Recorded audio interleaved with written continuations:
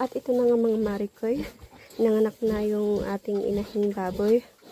May anak siyang 18 piglets. Dahil hindi kasya yung diri niya kasi 14 lang yung diri niya, kaya ang gagawin natin magpadidik sa kanila, may first batch at saka second batch. Siyam na yung nauna.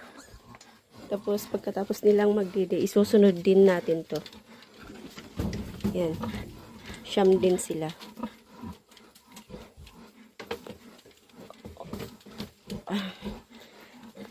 Tapos pinalitan na natin to kasi nabasa sa ihi nila, kaya pinalitan na natin.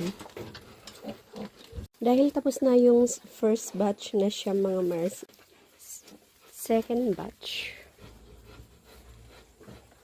Tapos na yung naunang batch. Kaya itong second batch na siyam naman.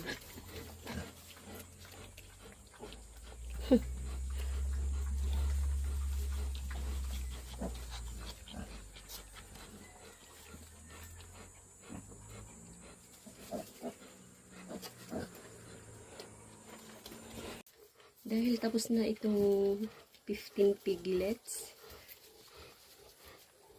mas mabilis kasi sila kaysa itong tatlo na to. Silang naiwan dito.